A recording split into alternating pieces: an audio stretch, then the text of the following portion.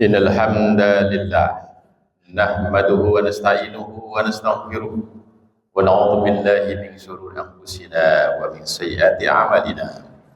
May yahdihillahu fala mudilla lahu wa may yudlilhu fala hadiya lahu. Asyhadu an la ilaha illallah wahdahu la syarika lahu wa asyhadu anna Muhammadan abduhu wa rasuluh. Allahumma shalli wa sallim ala sayyidina Muhammadin wa ala alihi wa sahbihi wa man tabi'ahum bi ihsanin ila yaumiddin. Amma ba'd. Fa ya ibadallah, usikum wa nafsi bi taqwallah faqad fazal muttaqun. Qala Allah Ta'ala fi kitabil karim, a'udzu billahi minasyaitonir rajim. Bismillahirrahmanirrahim. Ya ayyuhalladzina amanu taqullaha haqqa tuqatih wa la tamutunna illa wa antum muslimun. Ya ayyuhalladzina amanu taqullaha qulu qawlan sadida yuslih lakum a'malakum wa yaghfir lakum dzunubakum wa may yuti'illah wa rasulahu faqad faza fawzan 'azima. Sidang salat Jumat rahimakumullah, bersyukur siang hari ini kita masih mendapat limpahan rahmat dan nikmat Allah Subhanahu wa taala. Diringankan kaki kita melangkah di masjid untuk melaksanakan salat Jumat ini. Semoga semua aktivitas kita siang dan malam bernilai ibadah di sisi Allah Subhanahu wa taala. Di kesempatan khutbah yang baik masih di bulan Syawal, tidak lupa saya ucapkan ja'alallahu wa iyyakum minal aidinal fayyinal maqbulin. Semoga kita semua dijadikan hamba-hamba yang kembali suci dan orang-orang yang meraih kemenangan. Sebulan kita telah dididik Allah untuk meningkatkan iman takwa sehingga nyaris tak ada dosa yang tersisa. Karena Rasulullah bersabda, man shoma ramadhana imanan wa ihtisaban ghufira lahu ma taqaddama min dhanbihi. Siapa yang sebulan penuh berpuasa dengan penuh keimanan dan keikhlasan, maka semua dosa-dosa yang sudah lewat akan diampuni. Begitu masuk Syawal, maka tantangan semakin berat bagi kita. Karena Syawal sendiri punya arti peningkatan, dan itu sesuatu yang tidak mudah untuk kita lakukan. Bagaimana kita bisa meningkatkan ibadah kita sementara Ramadan kita siangnya selalu puasa, malamnya kita qiyamul lail, ada tarawih, ada tasbih, ada witir. Begitu juga kebiasaan kita membaca Al-Quran di Ramadan. Rata-rata kita 1 bulan khatam 1 kali. Beberapa tempat bahkan tanggal 15 Ramadan sudah selesai 1 kali, berarti 1 bulan bisa menyelesaikan Al-Quran 30 juz 2 kali. Begitu banyak jumlah rakaat waktu Ramadan, kita ringan melaksanakan ibadah-ibadah sunnah, termasuk kita juga gemar berbagi sedekah. Maka di Syawal, bagaimana kita bisa meningkatkan seluruh aktivitas kebaikan di Ramadan itu? Maka ini yang ingin saya sampaikan di khutbah yang singkat, supaya kita masih tetap bisa menyesuaikan diri di bulan Syawal di mana kita harus meningkat. Maka yang pertama, sekiranya kita tidak bisa meningkat jumlah ibadah dari sisi kuantitas atau jumlah, karena sudah tidak ada tarawih, tidak ada tasbih, tidak ada sholat witir lagi yang kita biasakan di malam-malam setelah Ramadan, maka jangan sampai kita kehilangan kualitas sholat kita. Jadi meningkat di sisi kualitas adalah cara supaya kita masih bisa menyesuaikan di bulan Syawal yang artinya memang meningkat. Sholat kita harus kita rasakan dengan penuh penghayatan, sholat yang khusyuk, sehingga kita masih bisa meningkat di sisi kualitas ibadah. Bacaan Quran juga begitu. Kalau di Ramadan kita punya program one day one juz, 1 hari 1 juz. Kesibukan kita yang padat pasca Ramadan berat kalau kita harus meluangkan waktu 1 hari 1 juz. Maka apa yang bisa kita lakukan? Bisa jadi pasca Ramadan kita tidak sebanyak baca 1 hari 1 juz. Bisa jadi hanya 1 hari 1 ayat.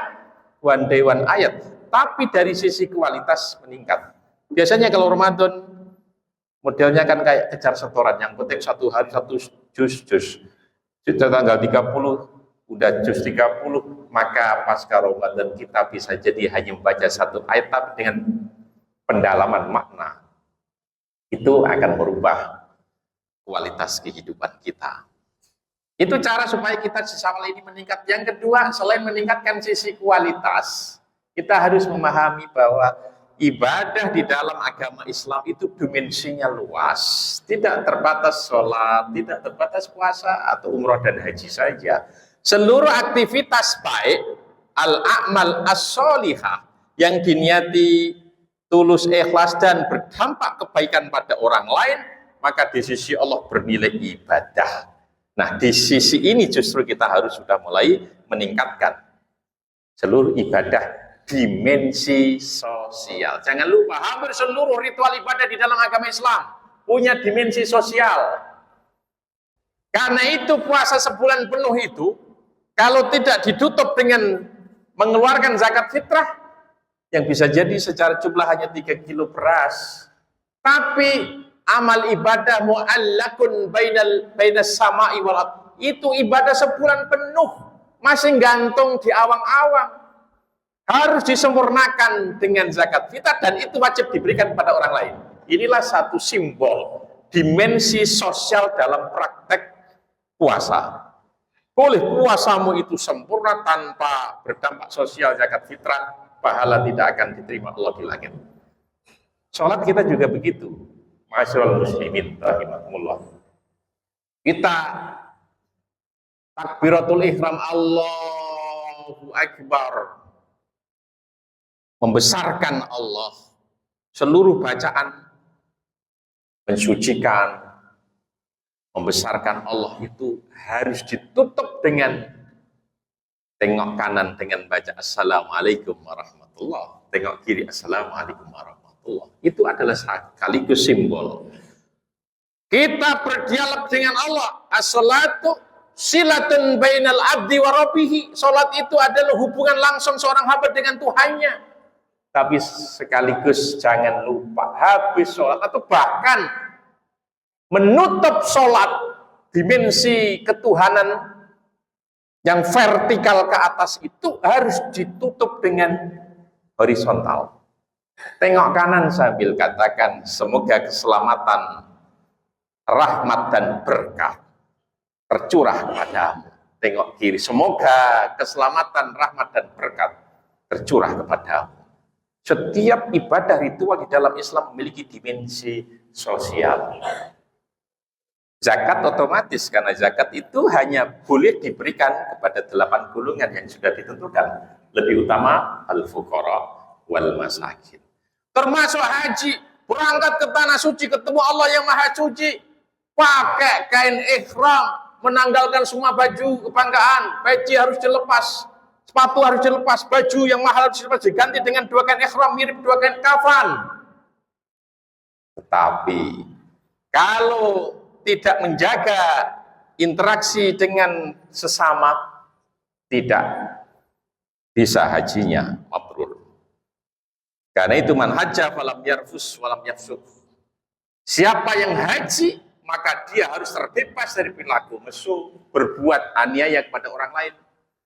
La rafata wala fusuq wala jidala.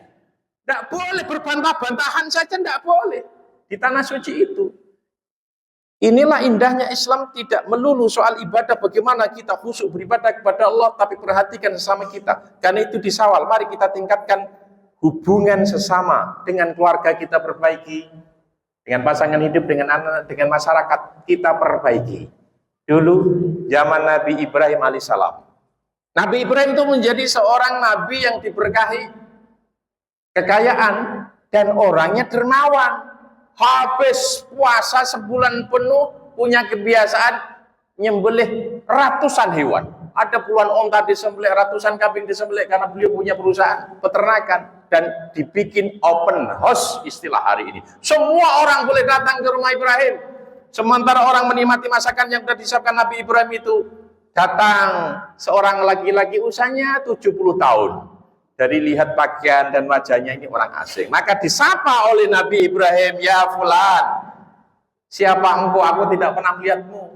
Kau dari mana? Maka Pak Tua yang ingin menikmati masakan Nabi Ibrahim itu menjawab, saya orang dari jauh sedang dalam perjalanan. Aku ini seorang musafir. Aku lihat engkau menyiapkan banyak masakan. Bolehkah aku menikmati sepiring nasi? Apa jawaban Nabi Ibrahim yang kaya dan dermawan itu?